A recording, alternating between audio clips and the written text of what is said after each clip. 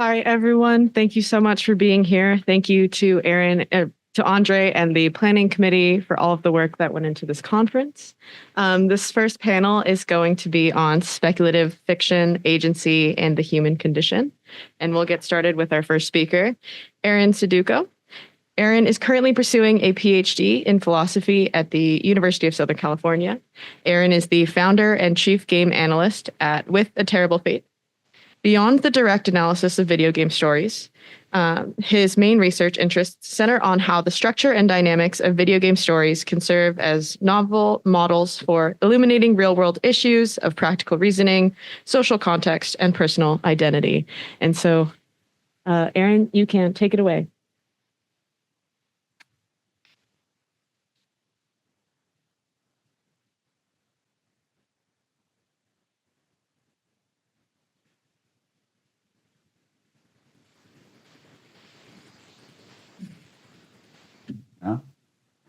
Okay, can you all hear me okay?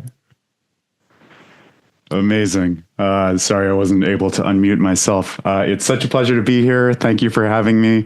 I love thinking about speculative fiction. The more sci-fi, fantasy, the better. But I also think a lot about action, agency, what it is to make sense of ourselves as individuals and groups who are capable of doing things. And so I wanted to try to bring those different interests together in this talk. To ask in particular one question: how can speculative fiction guide our real-world actions? I think if we try to get some intuitions about this, there's reason to be concerned, or at least I am sometimes concerned, that the potential of speculative fiction to do this can be limited. And so I'm going to invite you to share some worries with me, and then afterwards, I'm going to suggest to you some ways in which those worries might not be so well-founded after all.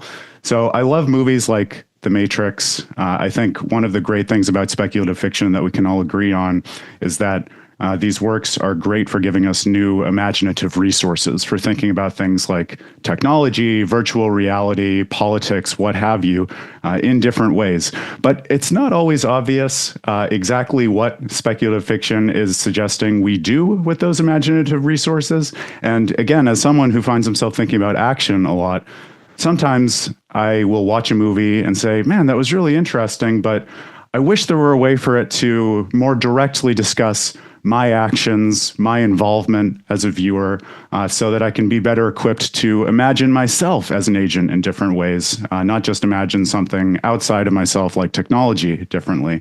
But then when I think about the movies that try to do that, I think about works like Deadpool, and a lot of love for Deadpool, so that's not to knock it or anything, but I feel that there's this tension where as soon as a work of fiction starts to reach out and try to address the audience and the audience's mode of engagement directly, that's when we get this experience of breaking the fourth wall, where the narrative coherence breaks down and we feel like no longer are we imagining a fiction as such, rather we're being addressed by maybe the creator, maybe just being invited by some third party to think about who we are, but that immediately redirects us away from the fiction. So I want to ask, is there a way that speculative fiction can have its cake and eat it too, where we can actually imagine ourselves as part of the fiction and get all of those great benefits that we know come from speculative fiction with respect to thinking about ourselves and our capacity to do things that we care about? Again, I'm going to suggest yes, and in fact, that's one of the many things that I love about speculative fiction with respect to interactive fiction and video game storytelling.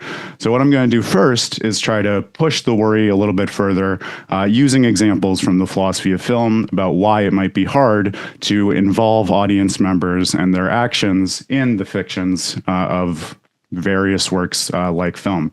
Again, I love film. This is not to say that video games are better than film or anything like that, but I think it's a nice contrast case to then turn to video games and see how it is that their very structure and form of representation can give them a different means of inviting their audience members to think about themselves as part of the fiction in ways that make a difference in what we might hope speculative fiction could achieve for us. So let's think about some puzzles of fiction in film first. One of my favorite little paradoxes comes from point of view, and philosophers like Bernard Williams and George Wilson have written about this and thought a lot about it. The thought is quite simple, but I remember the first time I heard about it, I was really unnerved because you don't notice it until you do, and then it's really hard to look away from it. So imagine a movie like The Notebook and this climactic scene of the close-up romantic kiss between the two main characters, and then stop and ask yourself, well, I'm imagining them kissing, but what is this point of view? Where am I imagining myself? And folks like Williams and Wilson noticed there seems to be this weird tension where there's a clear point of view on the scene. It's not as if we're seeing it from nowhere, but it also doesn't seem right to say that we're imagining ourselves there as part of the fiction watching this unfold, because you might think if part of the fiction were that there were a voyeur just inches away from the lovers' faces, watching them have this big romantic moment, that would be a very different kind of story than what's being represented. And so, again, I think about cases like this, and it pushes this tension for me, suggesting that the very act of imagining what's going on in a fictional world requires that we, the audience, keep ourselves outside of it. And as soon as we involve ourselves, the logic of the fiction breaks down. How is it that we can overcome that? Indeed, though, like I already pointed out with Deadpool, it seems like many fictions do try to overcome this, even if we want to grant that it threatens in some way narrative coherence to address the audience. We have plenty of cases that works that do that. But even then, when I think about paradigmatic cases for me of those sorts of direct address, I worry that if that's all we have to fall back on in terms of speculative fiction's capacity to represent and talk about our actions and invite us to imagine them in different ways, it's much narrower than we might hope for something that is otherwise such an ambitious genre or collection of genres. I find myself, in cases of breaking the fourth wall, mostly having in mind the sort of canonical case that we get handed down to us from House of Cards most recently, which is to say, what are you looking at? There are lots of cases of various films and other works that can address viewers and talk about what it is that they're doing. But then when we think about what it is that viewers of films are doing, it's usually within a pretty narrow framework of action as some kind of voyeurism or looking and seeing. And there's plenty to imagine there that's quite interesting, as House of Cards has shown us, as auteurs like Hitchcock have shown us. But as agents, we can surely do all sorts of things that go well beyond the bounds of something like looking and seeing. So if this is all that's on the table for speculative fiction, we might be a little disappointed and hope that we can imagine further and find a way to push the limits of the form to get us further. And that's what I'm going to suggest is possible with video game storytelling. The question on the table now is it possible for fictions to coherently discuss the audience's real-world actions such that we get a broader range of actions on the table and we don't have to break the fourth wall and look beyond the fiction in order to think about our participation as audience members? And I'm going to suggest yes, this is what video games do. I'm working on a project right now trying to build up foundational semantics for thinking about how it is that we discuss video games, which I think will be useful for getting clearer on what it is to read them, but also how to pick up and think about how their modes of agency might apply to a wide range of situations beyond their bounds in the real world. And so I'm going to sketch a little bit of that picture, enough to see how video games are able to answer some of the challenges that I put before us from the philosophy of film. So the example that I have in mind is a game that folks who think about games hopefully know pretty well because it's popular in the literature, and I'm going to suggest it's popular for exactly the reason that we have on the table in front of us. This is called Spec Ops: The Line. If you are a film buff and have seen Apocalypse Now, or if you are a literature buff and have read Heart of Darkness, it's very much following quite directly in the footsteps of those great works. In this one, the main character is a Delta Force captain, Martin Walker, who leads his team into war-torn Dubai in order to answer a distress beacon. Now, if you're not familiar with video games, I can sketch a little picture for you of how this works. Imagine Jane is our player. You can see her there on her couch. She has a controller in her hand. And basically, how the story evolves is that we have a point of view, like we do in a movie. But here, our point of view centers on the main character, Walker, who functions as what's known as an avatar. So we see the world from over his shoulder. Walker is there on the left-hand side of the screen, as you can see. And the way that the story progresses is by Jane basically looking around through Walker's perspective and using inputs on her controller to bring it about that Walker does different things in the world, and thereby proceed through and constitute the story from beginning to middle to end. So imagine, if you will, a little case of something that happens early in the game. It's one of many such encounters as Walker and his team are working their way into Dubai, trying to get to the distress beacon. There are a bunch of insurgents in the area, and so periodically Walker and his team will stumble upon them. One will jump out. I'm not sure how visible it is, but in the middle of the video game screen on the far side, you can see such an insurgent. So imagine Jane is working through this. The insurgent jumps out. She sees the insurgent, and so what she does is she pulls a particular trigger on her controller, call it the left trigger, and that brings it about that Walker fires the gun, shoots the insurgent. Now, something that's really interesting about video game discourse, how it is that we refer to events in the game story that might not be obvious if you don't play games, is that just like in a film, we can talk about things that the characters did. So this situation is going to license us to truly say Walker shot the insurgent. But something else that's really cool and might not be obvious is that it's perfectly felicitous to attribute what seems like the very same action to the player. If I were to walk into the room and say, oh, what just happened? The guy next to Jane on the couch might say, Jane shot the insurgent. And I'm not going to call the police or the ambulance or something. I'm going to understand what it is that he's talking about.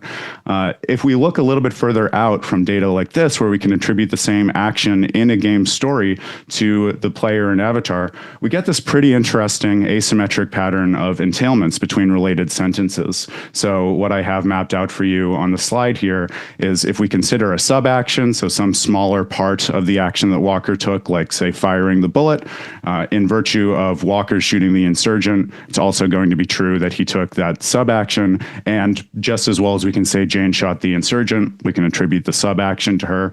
But really interestingly, the attribution doesn't go in the other way if we think about some action that Jane necessarily took in the shooting of the insurgent. It's not going to necessarily be the case that we can say that of Walker.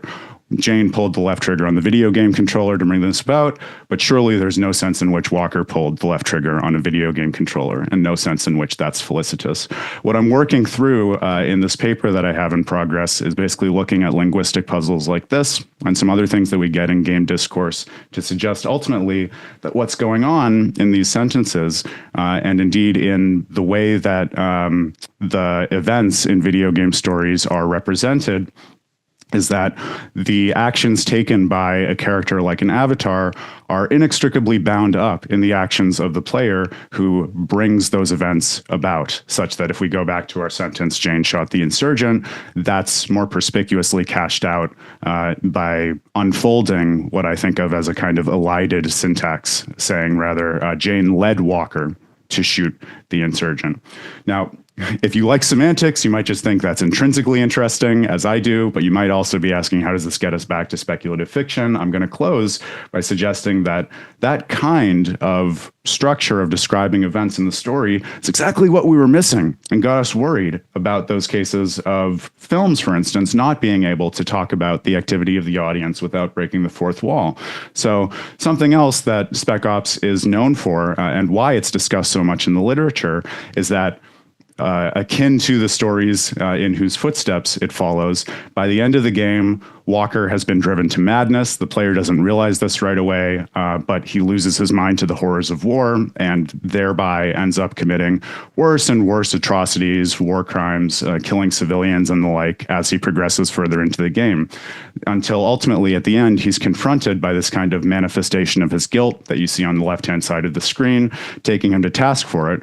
Walker counters saying, you know, I'm a soldier. This is what I do. I didn't have a choice. And the manifestation of his guilt says, you know, none of this would have happened if you just stopped. And I think the powerful takeaway in that for how it is we can think about games pushing the boundaries of speculative fiction to speculative action is, I would put it to you that any player who's played this game knows and understands immediately that that sentence, none of this would have happened if you just stopped, passes through Walker and is just as rightly framed as a condemnation of the player, because indeed Walker wouldn't have done any of these things in the story had the player simply put down the controller and stopped taking actions that led him to do certain things. But notice, it doesn't require a character looking out, talking directly to the player, breaking the fourth wall. I suggest the reason that it doesn't is exactly because those actions of the player are already involved in the narrative and what it is that grounds the fictional world. So in that sense, we're able to take actions and have a broader range of actions available to us than just viewing, because we're bound up in the full range of possible actions of our avatar. And indeed, those actions of ours are apt targets for representation, discussion, thematic import in the stories that we care about and that invite our speculation, not just about what could be, but what we could bring about. So thank you. I hope that gives you a little window into why video games can be a really interesting case of speculative fiction. And I hope to be able to talk about it with you more. And I'm looking forward to the rest of the talks.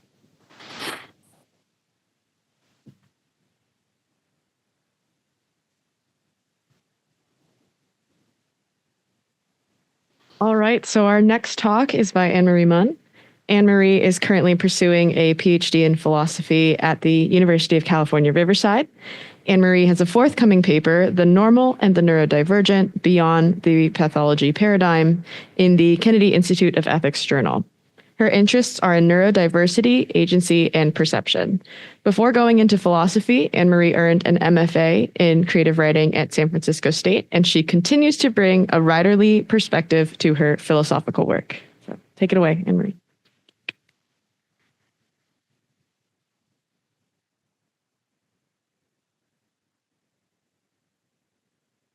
Hi, is this good? Okay. I don't have slides, so you can rest your eyes. I too am interested in agency and the ways in which speculative fiction can prompt us to think about our own agency and our own world. But while Erin was working with form, I'm working with content today. So specifically, I'm working today with the speculative fiction trope of the special boy or special child. The special child, many of you are, I'm no doubt familiar with this trope. The special child is a protagonist who is in a special position to make change in their world. This trope can operate in a number of different ways and serve to subvert and or reinforce traditional theories of action along a number of different axes. I'm going to compare and contrast two special boys. So one is Harry Potter. I don't think he needs an introduction. The other is Shevik from Ursula K. Le Guin's novel, The Dispossessed. If you haven't read The Dispossessed, that's fine. The details of the plot won't be important. I think that Harry Potter and Shevik represent two very different ways of being a special boy, which have very different implications for their agency and therefore for our agency. In fictional special child narratives, the reader is invited to imagine themselves as a special child and to reflect upon their own agency by analogy. In special child narratives, world-changing actions are presented as ready to hand. And part of the function of these narratives is to prompt the reader to reflect on what kind of change-making actions are ready to hand for us. The special child as a protagonist is one who has some set of abilities or traits that set him or her apart and which put them onto a path determined by destiny. Typically, the special child suffers some form of alienation, isolation, or privation, either as a result of their abilities or as a result of their destiny. Sometimes their abilities might arise from this circumstance of isolation and privation. Sometimes those circumstances are a result of the abilities. Sometimes the special child is special only contingently, and my exemplar for this version is Harry Potter. So Harry Potter is a special boy simply because of his encounter with the powerful dark wizard Voldemort. His special abilities come from this encounter, as does his special destiny. Because he absorbed part of Voldemort's being, it is he who must take on the responsibility for the Dark Wizard's downfall. As a prototypical special child, Potter is isolated and deprived, forced to grow up in the care of his cruel aunt and uncle, away from the rest of the wizarding world. He is not, however, different from a normal child in terms of his thought processes or relationship to the world as he encounters it. He's extraordinarily relatable for most readers. He responds to each new situation very much as an ordinary child might. He is, we might say with confidence, neurotypical. By contrast, Shevik, the protagonist of Ursula K. Le Guin's novel The Dispossessed, who can also be understood as a special child, is different not contingently, but in his being. Throughout the novel, he's depicted as being different, apart, out of step. When he travels to the twin planet Urus, his upbringing and worldview from his own planet, Anaresti, hold him apart. His thought processes are very different as a result of the ideology with which he was raised. However, on his home planet, Anaris, he is likewise apart. When he is isolated from his peers, he is so not because of unfortunate circumstance, intentional exile, or exclusion, but simply because he does not relate to his fellows or the world as his fellows relate to one another or the world. Shevik, I would argue, can be understood as neurodivergent. I would like to quickly flag the fact that I'm not using the term neurodivergent as a stand-in for autistic, which is how it's frequently colloquially used, but rather as a marker of a mental or perceptual difference that runs deeper than the contingent, and which affects a person or character's agential approach. Shevik and Harry Potter can be contrasted not only in terms of the way they encounter their worlds, but also in narrative terms, in terms of their destiny. Their relationships to the plot, in which they are embedded, are quite different. Like his abilities, Potter's agency is contingent. It's responsive. Everything he does, everything he pursues and accomplishes, is in response to an external crisis, which threatens both him and the wizarding world at large. He does not independently determine his own actions. From the very beginning, he is a passenger in his own story, borne about by events and machinations beyond his control. But for Shevik, in The Dispossessed, there is no external event or crisis to drive him and the plot. His destiny as the greatest living physicist among any of the worlds we learn of in the novel is to formulate a generalized theory of time. His work will ultimately enable technological advances in interplanetary communication, which of course have all kinds of implications politically on the world level. But this pursuit is not driven by a need for such technology. Shevik's work is undertaken for its own sake, rather than as a means to an end. Let's take a moment to appreciate how different this narrative approach is. If Harry Potter had not encountered Voldemort as a toddler, he would, we can presume, have lived out a perfectly ordinary life for a wizard.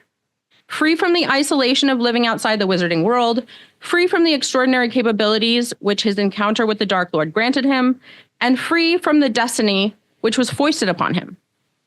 If Voldemort had never returned to life or power, we are led to believe that he would likewise have lived out a fairly ordinary, if somewhat exalted, wizarding life.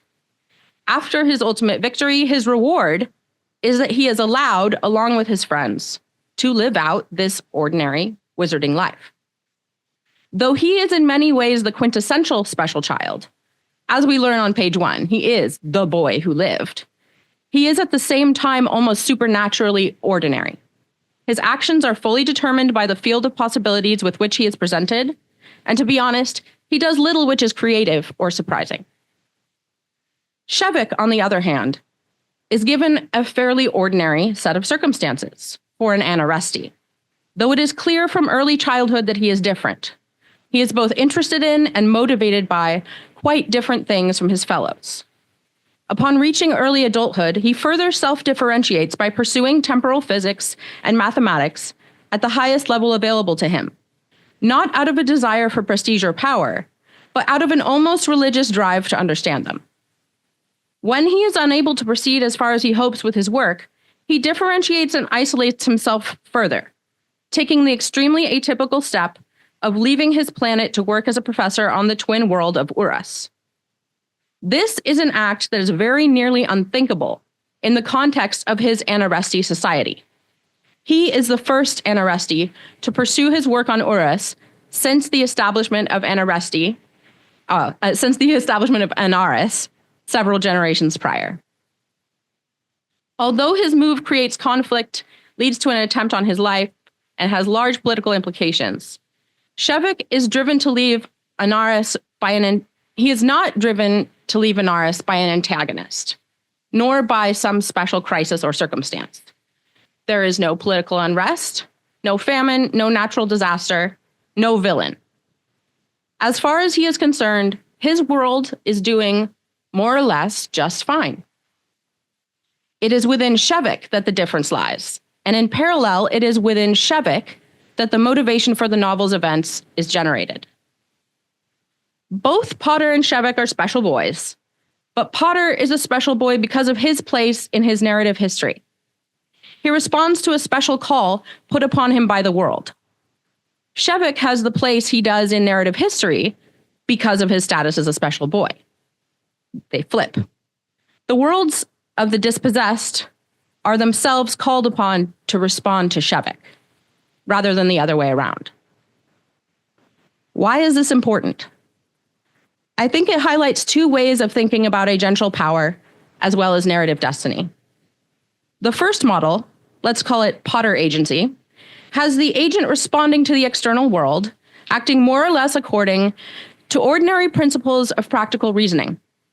Though as his circumstances grow more and more extreme, his responses grow more and more unprecedented. What is speculative here is the circumstances, the world.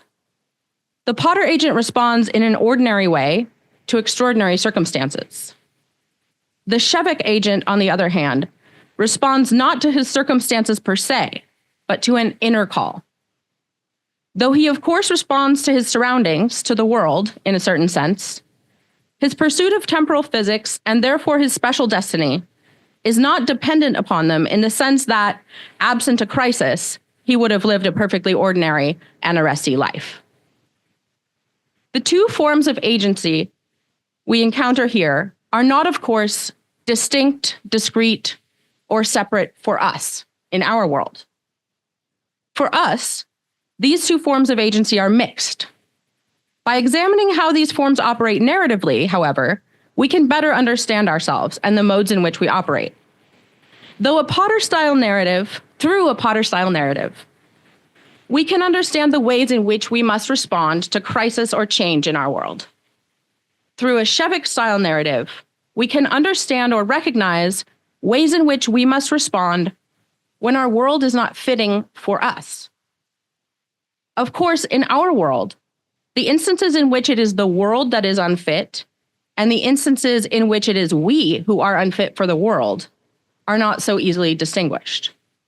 How we conceptualize ourselves and our actions, however, can benefit from the recognition of these two ways of being or acting.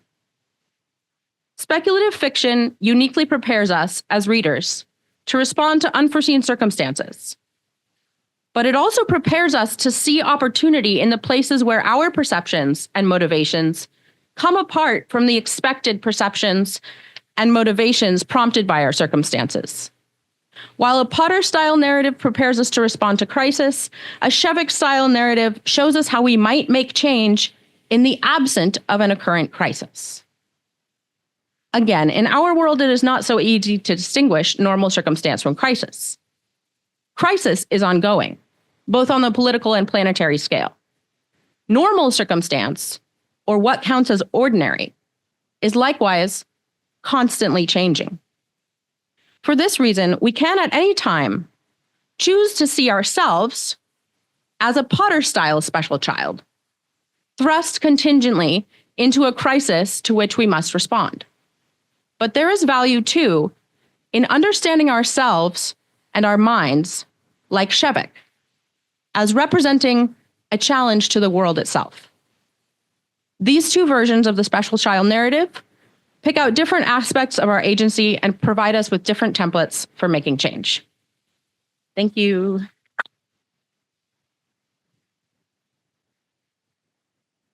I will introduce our Kaylee. Okay.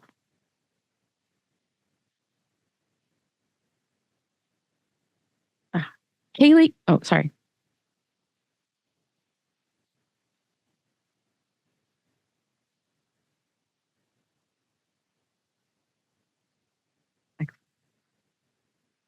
Kaylee Besho is a PhD student here in the Department of Philosophy at the University of California, Riverside.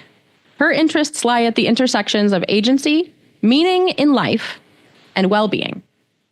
Before going into philosophy, Kaylee was a collegiate golfer and frequently ties her experiences in sport with her philosophical research.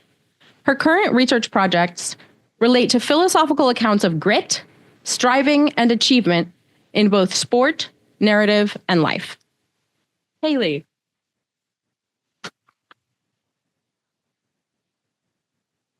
All right, everyone, it's going to take some meandering to get the technology.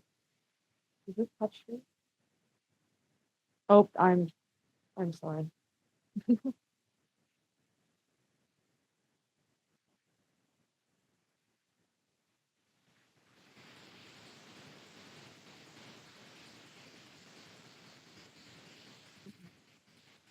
If the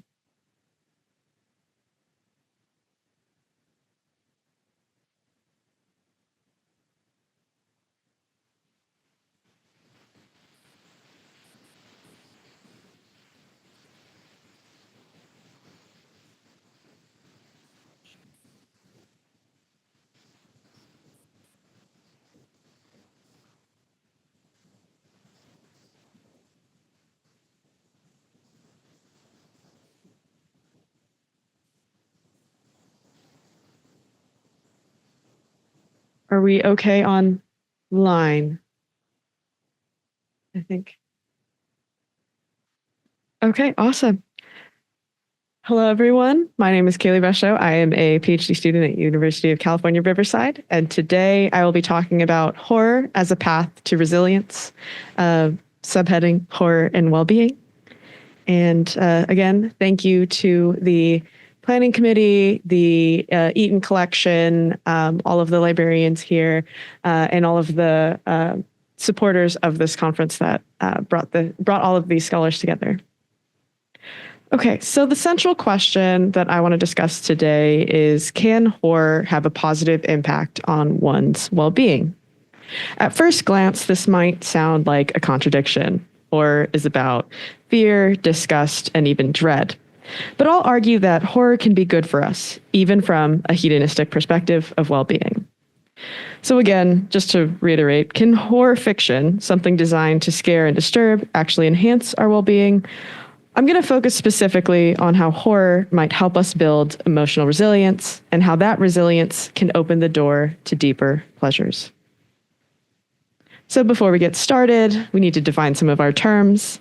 I'm going to follow Aaron Smuts, who defines horror not by its themes or monsters, but by the response it generates. Horror is any fiction that elicits fear and disgust or closely related forms of negative affect. This includes both supernatural horror, like ghosts or demons, and realist horror, like serial killers or pandemics. On the well-being side, I'm using a hedonistic account of well-being. That means that I'm evaluating well-being in terms of pleasure and pain. A good life on this view is one with more pleasures and less pain. Given that horror seems obviously bad, it produces fear, disgust, and anxiety. But paradoxes in the literature suggest the opposite might be true.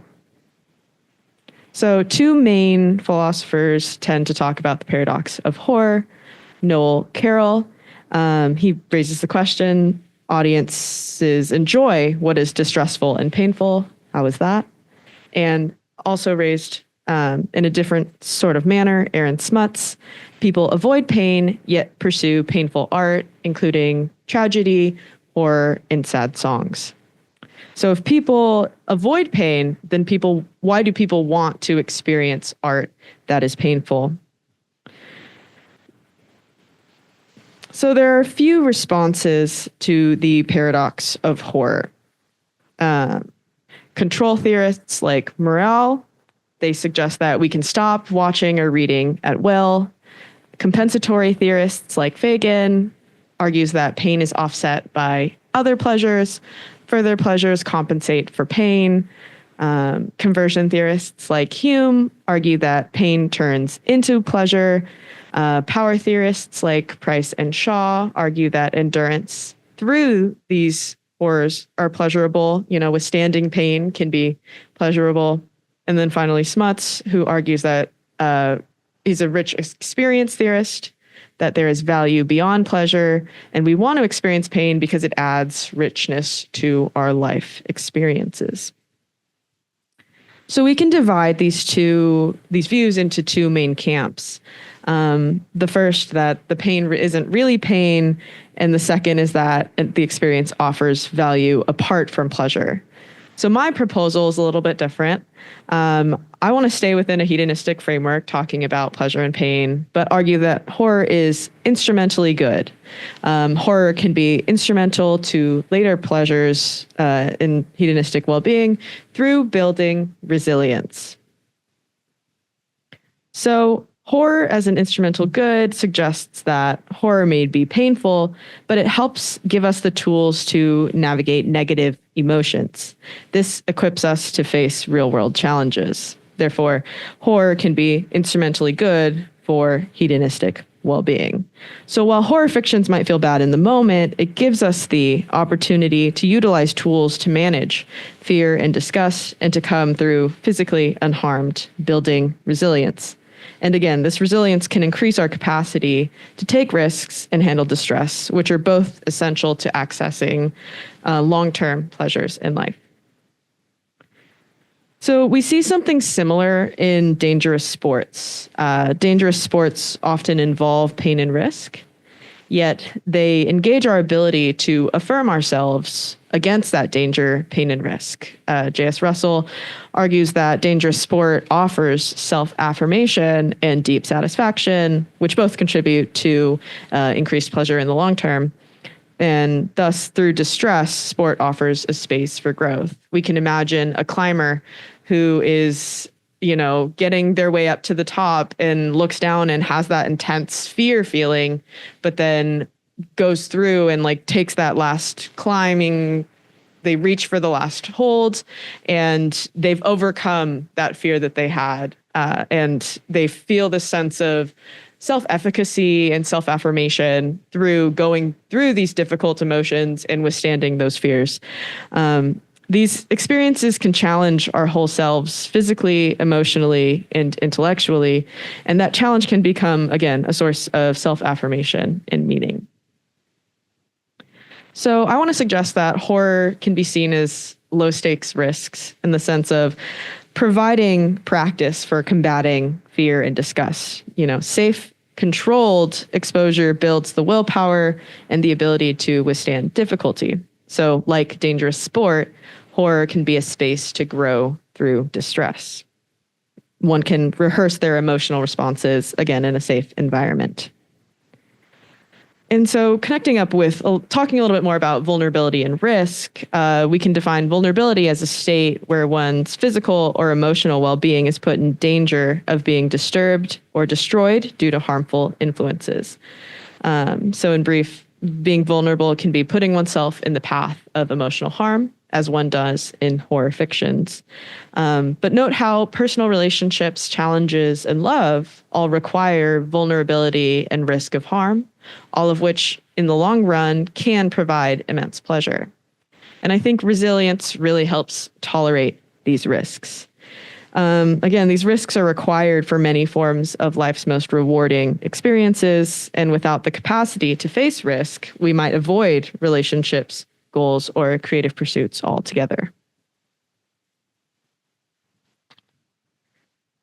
So again, many worthwhile pleasures require both vulnerability and risk, and a life without risk may have less overall pain, but may lose out on opportunities for future pleasures that can result of risk. And I'm trying to argue, experience horror can train our capacity to tolerate fear and thus have more access to pleasure. Falling in love, performing on stage, starting something new. These are all experiences that involve emotional dangers, negative emotions, but also potential for great pleasure. So horror fiction might not just build emotional resiliency, but also can expand our range of pleasures that we're capable of pursuing. So here's my argument in standard form. Premise 1, fear and disgust in horror is sufficiently similar to fear and disgust in life. Premise 2, overcoming fictional fear can build real-life resilience. Premise 3, resilience enables emotional risk-taking. Premise 4, risk-taking expands access to pleasure. So my conclusion is that horror fictions can help individuals develop resilience and pursue pleasure, improving hedonistic well-being. So for the final takeaway, yes, horror can make us happier, but not because it feels good in the moment, but because it strengthens our ability to navigate fear and to pursue joy without being paralyzed to it. Thank you.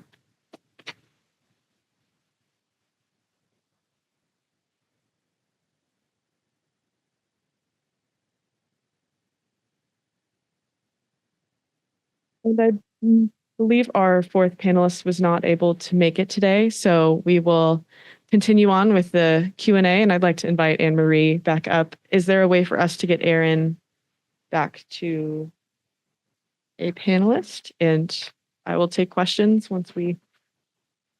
Okay, here we go. And any questions?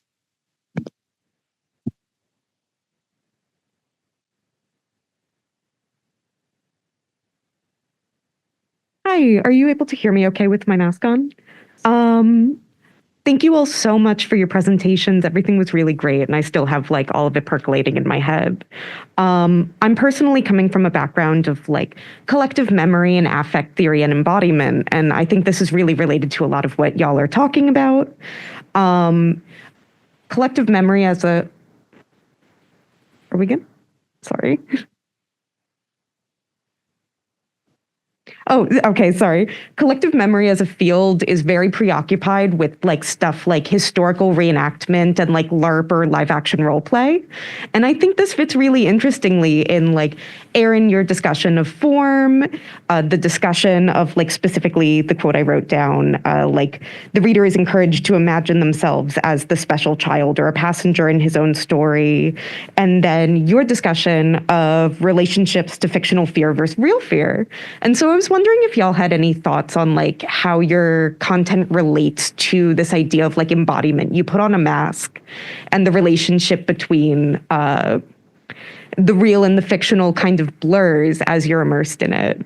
I don't know if that makes sense, but I wanted to put it forth. Erin, do you want to take it? I think that's a great question. Yeah, he's muted. I can speak a little bit. Like, I think that both like historical reenactment and also theatrical experiences can really enhance all of these experiences, right? Like in that, as a reader, you're constantly imagining yourself as the protagonist. I think opportunities like that to act out. So whether it's like cosplay or LARPing or just performing a play, like all of these are definitely going to enhance these effects, like these imaginative effects. And the sense of agency, like one's sense of self-efficacy, for sure. That's really interesting. I didn't know about this field. That's great. I think I'm unmuted now. Yeah, I loved the question. For your edification, it might interest you actually how I got into thinking about video games from an analytic and academic lens before I started studying philosophy was actually by doing a lot of theater in high school.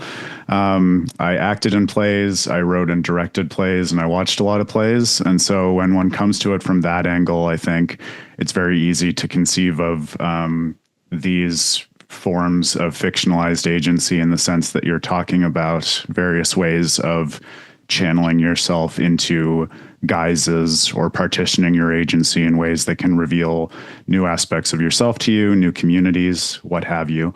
And actually, one of my bones to pick with how a lot of other folks in the literature think about video games is I think they miss out on some of those dynamics of how players partition their agency and involve themselves in the story by proceeding from like a pre-existing account of fiction and saying, how can we work player involvement into that in a way that I think still leaves too much of a gap between what it is that the real player is doing and what's happening fictionally in virtue of that player, for exactly the reasons that I'm talking about. I think in many senses, the real player and her real actions are already on the table for the actual fictional content of a game.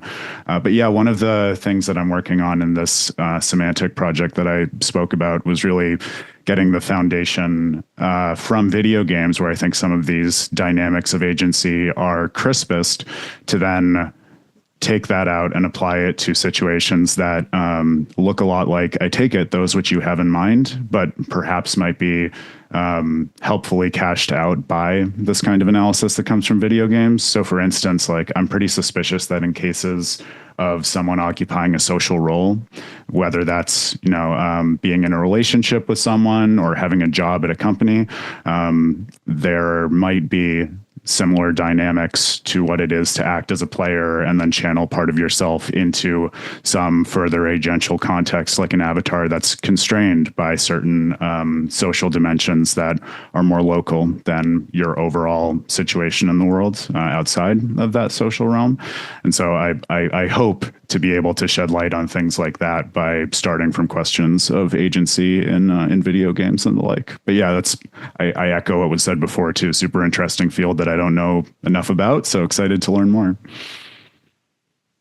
I'll just pop in really quickly and just add, I don't have much to add, but just to say that it seems for my project, at least, that I don't want to say that like the actual experience of fear is going to be represented through watching horror fictions. In what I'm trying to suggest, I think, is that, having these toy experiences can help build that muscle and can help build us, have a little bit more confidence instead of going in blind to really fearful situations and acting when that fear comes up, because those are often the experiences that tend to bring about a lot of pleasure. And through acting through fear, as one does when watching a horror fiction, I think we can get tools and apply those tools to other domains. How effective they'll be, I'm not sure. But if we can just open that door, I think that would be helpful.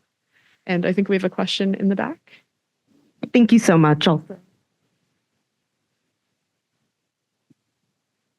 Thank you all so much for 3 really, really interesting papers. I'll start with the dreaded comment first, but there is a question at the end of it. So I'm really thinking about Aaron and Kaylee, your paper specifically. So I'm going to show my age here, but when I started grad school, I almost went into video games. And I'm thinking about that pleasure-pain dichotomy you were talking about, Kaylee, and I remember viscerally the experience of playing Final Fantasy VII Crisis Core on the PS Vita, if anybody played that. Now, one thing I think that was really startling about that game was at the, slight spoiler, at the end of the game where you fight the final boss, your main character is doomed to perish.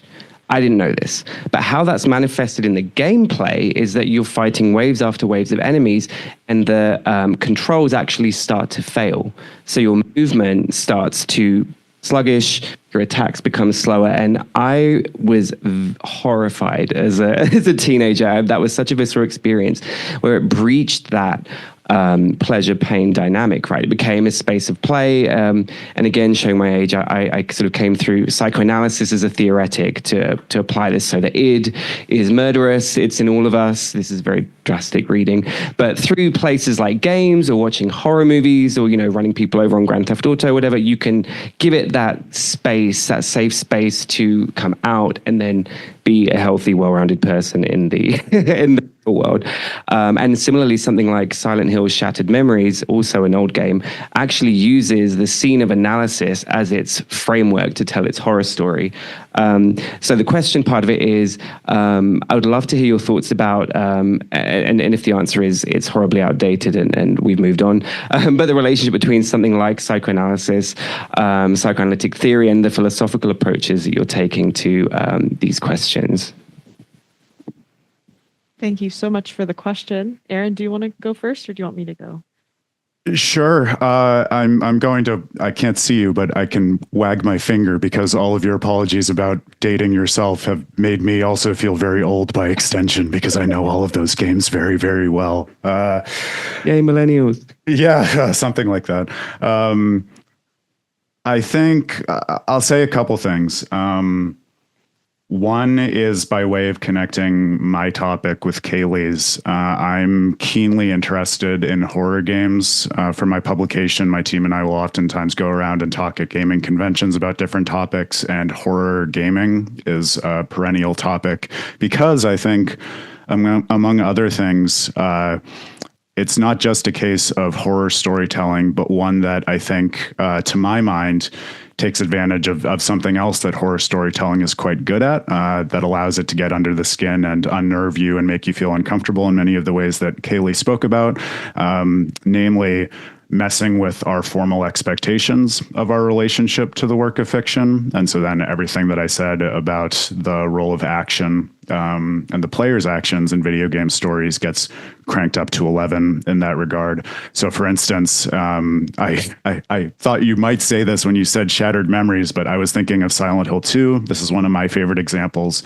because my account of that game and why it's a uniquely compelling horror is that I think when you analyze it in terms of the activity of the player, there's this deep and uncomfortable kind of inequity in the judgment that is meted out, because I imagine, based on the other things you said, you probably have played or at least nominally familiar with the second game. Yeah. And one of the things that's quite interesting about that is, without too many spoilers, not only is the avatar being constantly judged for his own actions, but also you, the player, guiding him, are not aware until very late of what he's done. And so you have this intimate agential relationship with him without really having that direct access to his consciousness. So there's something very id-like there, to your point. But then further, there's this sense of inequity in the judgment because what it is that you do as a player directly influences the outcome of the game and what happens to this character who's being judged when all is said and done, but not in ways that are obvious, actually in ways that are oftentimes quite roundabout and obscure, and as far as you could get from the sort of video game trope that people might be familiar with, saying like, oh, press X to get the good ending or press Y to get the bad ending. It's obscured from you in the same way that you might expect psychic torment to be obscured from you.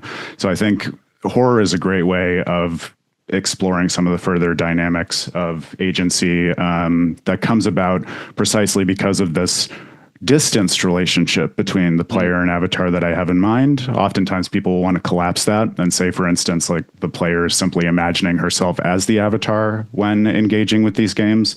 This is the account of folks like Robson and Meskin in the literature, borrowing from the tradition of Kendall Walton. But I think one of the sad things about going that way with it is that you lose exactly these sorts of dynamics that make possible some of the interesting psychic explorations you have in mind.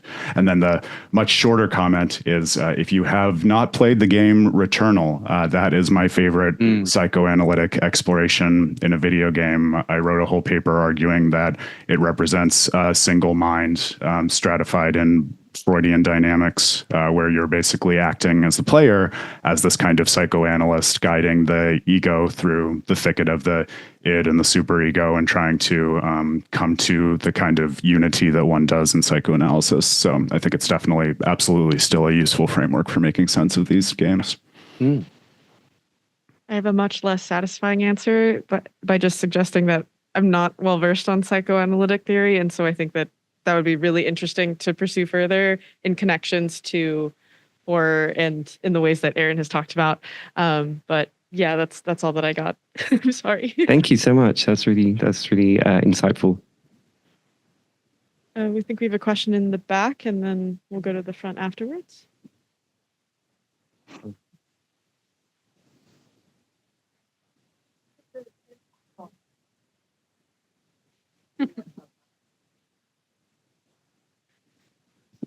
Hello. All right, my question is for Anna Marie. Loved your presentation, thought it was fantastic. I also really appreciated the fact that you pointed out that neurodivergent is not synonymous with autistic. All autistic people are neurodivergent, not opposite, though Shevik did always strike me as rather autistic. Same. Yeah, I mean, come on. And so I was actually very interested in this sort of misnomer with regard to neurodivergence, autism, and these ideas about the individual versus the collective, right? Autism as a term is, was coined quite a while ago, and it basically points to this idea that autistic people are unaware of / uninterested in other people, which, as hopefully we all know now, is actually often the opposite case. And I was interested if you might just speak a little further with regard to this contrast between Harry Potter as being sort of a very normative, neurotypical. I mean, he becomes a cop at the end, like, let's be real. And Shevik as somebody who wasn't forced by circumstances to be a hero, but over time, and this is actually something Shevik struggles with over the course of the story, over time becomes more and more interested in collective well-being to the point where he puts his own life at risk in order to make the technology for the Ansible, the ability to speak instantaneously across light years. He makes that open source. He makes it open for the entire Hainish universe, right? Which actually kicks off the rest of that series. And so I was just interested if you might speak to this idea of why Shevik, who is coded as very autistic, who is seen as somebody who struggles against the strictures of his own society, who sort of goes to the other planet to try to find individual glory in certain ways, and then comes very solidly back to the idea that he has a duty to the rest of the people, not just his people, but all people, with someone like Harry, who's the boy who lived, who literally saves the wizarding world, but then, becomes a cop and throws people to the Dementors. Yeah. So what aspect of it do you want me to speak to in particular? Specifically, for example, this idea of the hero, the special kid or the special boy or whatnot, being somebody who is one who brings the world back to normativity as an individual, as opposed to one who shatters normativity. Yeah, perfect. So I conceptualize neurodivergence as having a hallmark, which is a lack of fit between the normative structures of cognition and interaction and the agent's own sort of natural way of interacting and thinking, right? So it's not, I don't think of it as like disordered or lacking in sort of a traditional pathological way, but as instantiating like this very fundamental lack of fit, which importantly can change depending on the environment, right? So if you're in a autism space, right, and you're autistic, the reports are that existing and going about relating to one's fellows is much easier, right, and more natural. So I guess the reason I was thinking about this in connection with Harry Potter and Shevik, right, is because, well, first of all, because Shevik is so obviously autistic coded. I have my thoughts about Ursula Le Guin too, yes. Right. I wonder too if Ged maybe is a little off the beaten track cognitively. But so I think you kind of hit the nail right on the head by saying the contrast is one in which Harry's role is to restore normativity and to, in many ways, enforce normativity. Right. Whereas Shevik is representative of a very fundamental opening. Right. So he experiences himself as isolated, but it's not for lack of affection. Right. He has strong connections with many other characters throughout the book, and they contribute both directions to one another. Right. There's mutual aid between Shevik and the other characters. His feeling of isolation is much more to do with like his way of going about, right? His way of being. and his interest in numbers and his interest in this like feeling he gets from them. Whereas Harry is as comfortable as can be when the world is operating the way it should, or the normative way. And I'm not sure what to make of it beyond that. In terms of how we can take it for our own purposes, I think it's very helpful to think of like a mixed version. So many other special child narratives are mixed, right? So I picked these two because they really have the two ends, right? Yeah, they're not a spectrum, as it were. Right. It's not a spectrum. Thank you. Whereas like, so the two of the other books I considered talking about are like a little more niche. They're like YA, but one is Gullstruck Island by Frances Hardinge. And the character there is like clearly neuroatypical, not in the autistic sense, but in like she's sort of telepathic or can move without her body. And then in Owl in Love by Patrice Kindle, the character is an owl, right? She's a human owl. Awesome. It's fantastic. But for both of those characters, there is both a mismatch between themselves and the normative world and a crisis in the normative world, right? And so when I think what we have in our reality is that, right? We have both ongoing crises and we have ways in which the normative world simply doesn't fit many of us, right? So the ways in which we respond then, I think, have to be mixed. Certainly. Thank you so much. Thank you.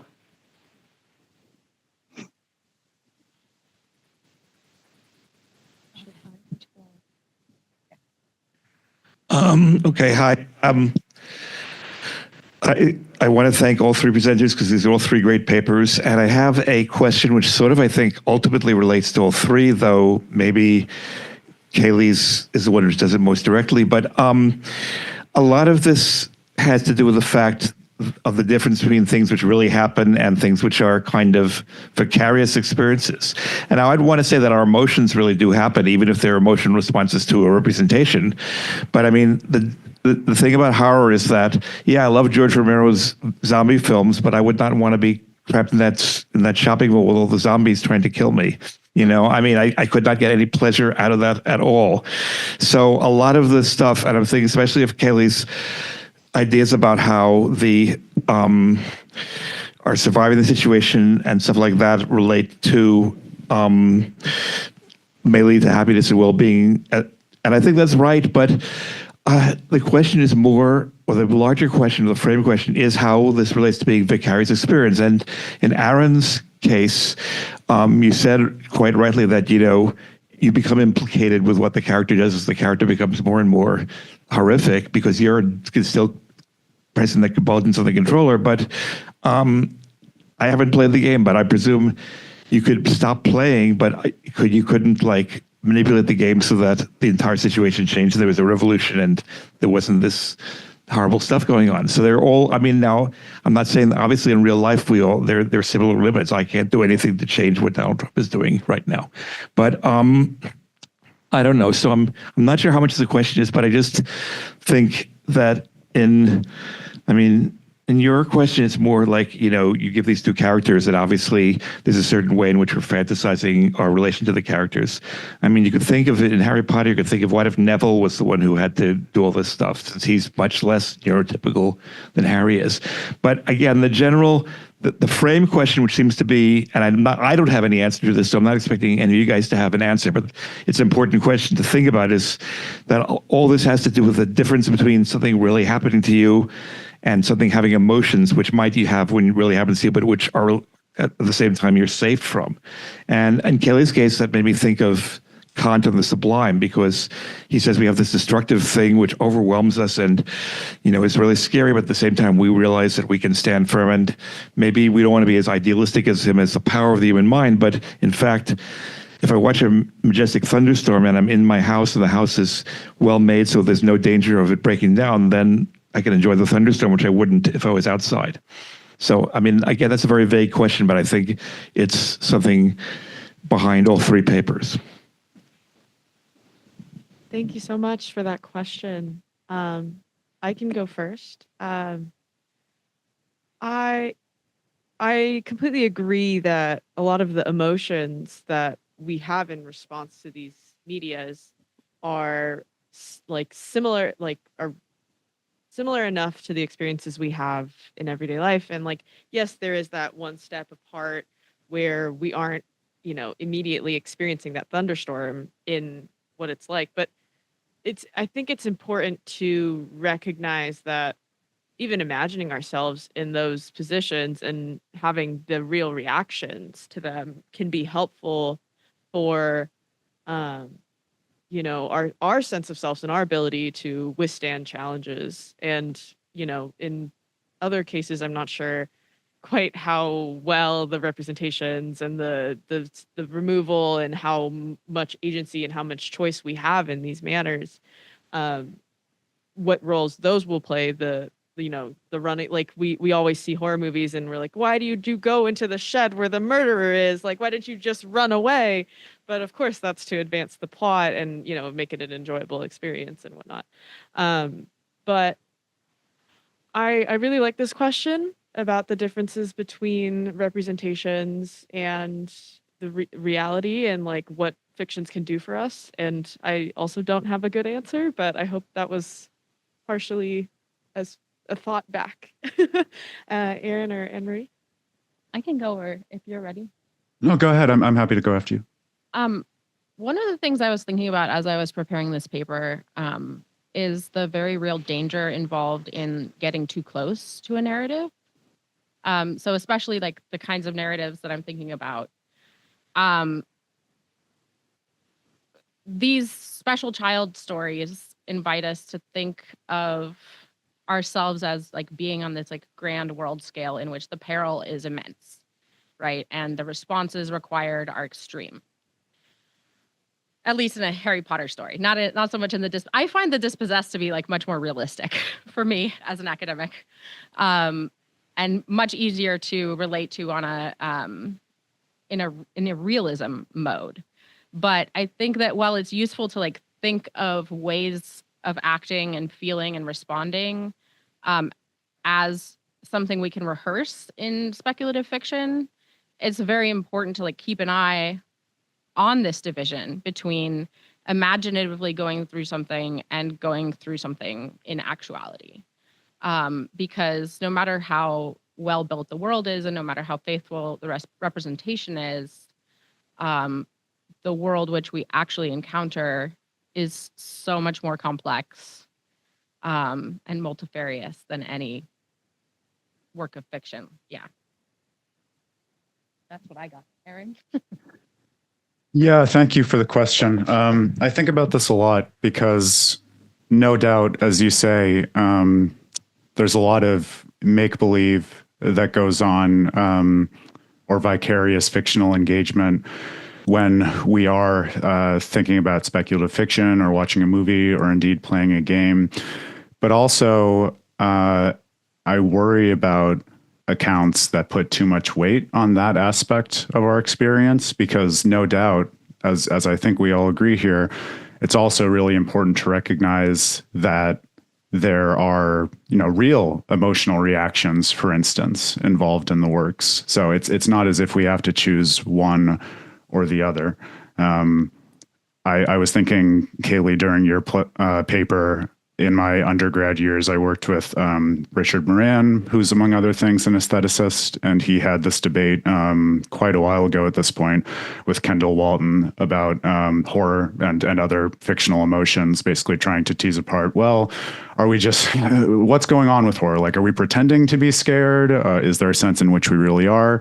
And Moran falls on the side of the fence saying, well, it seems clear we have at least some real emotional reactions when we're engaging with these things. And so it's probably important, therefore, to understand where they come from and how indeed that whole nexus of real emotion relates to the imaginative activity we're engaged with when we're thinking about these works.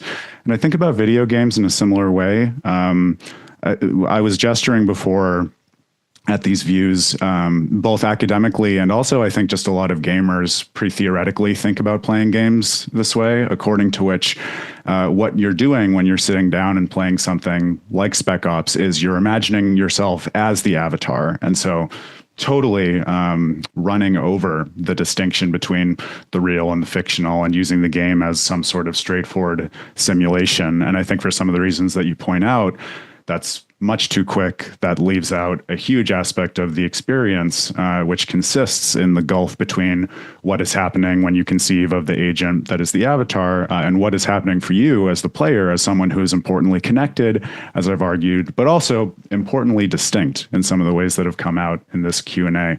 I'll tell you, for instance, though, like one thing that falls out of that in an interesting way, like I think the intuitive response to something like Spec Ops is, oh, you feel heinous because what you're doing is you're going through a war zone and you're committing these atrocities. And so it's as if you were a soldier in the real world doing war crimes if you have this kind of pretty theoretic view that you're just imagining yourself as the avatar. And I think that's just straightforwardly wrong for some of the reasons that you've gestured at. Like there is clearly a distinction between exercising your agency as such in the real world and what you're doing in the game. But then also, I think you err if you go to the other side of the fence and say, well, it's just a fiction, so there's no moral stakes, there's no reality to the agency that you as the player are deploying. All of your reactions are just this kind of make-believe. And I'll tell you anecdotally, for my part and for the part of other people I know with whom I've spoken about this, something that's like interesting phenomenologically about a game like Spec Ops is I played it once. I played it exactly once. I love talking about it. I will never play it again. And the reason that I only play games like that once is because I do have a deep sense that there's a kind of pretty substantive moral wrong that's brought about in those games, but it's not the one you might think. People worry about the violence in games enacted against, insurgents or innocents in the war zone, like I talked about, as somehow being similar or a prelude to violence in real life. I actually instead think about the moral content in terms of that player-avatar relationship. And I think there's some kind of important moral wrong to make sense of in this speculative action regard that I was gesturing at, according to which you are in some important sense wronging yourself as a player by exercising your agency in this way that brings about things you should have known better than to bring about across this divide from you to Walker. And so I think all of that needs much more spelling out. What I'm trying in part to do in laying this new semantic foundation is just to create the space to articulate and analyze those issues, because so many people who think about games, I think, are just looking for the morally salient content and indeed just our genuine reactive attitudes more broadly in the wrong place. I hope that helps. All right, so we'll go to a question from the Q&A online. So this is for Anne-Marie. Thank you for a very thoughtful presentation. Does the special boy relate to the popular depiction of the autistic savant? Is this representation of specialness problematic for neurodivergent people in the real world regarding their agency? Yes. Yeah, perfect. Yes, it relates to the depiction of the autistic savant as a person with extraordinary capabilities who also suffers as a result of those extraordinary capabilities. And yes, it's problematic because it runs roughshod over all of the complexities that are involved in being a human being, right? Like any person, autistic or not, is not understandable, in my view, through their capacities. This is a little bit of a what do you call it? Hot take? It's a hot take in philosophy. We often want to understand people, humans, the human condition, as a function of our capacities, our agential capacities, our moral capacities. And I think that when we boil down a character or a person to their abilities and their limitations in this way, we do a disservice to what I take to be equally important, which is their phenomenological experiences, their lived experience. And one of the reasons I like The Dispossessed is because it doesn't erase Shevik's life, right? His experience, in favor of canonizing his abilities. All right, so it is 10:50. I think we will thank all of our speakers and have a short break, I believe, before the next panel. And we'll resume back at 11. So thank you all. Thank you guys Thank so you, much. everyone.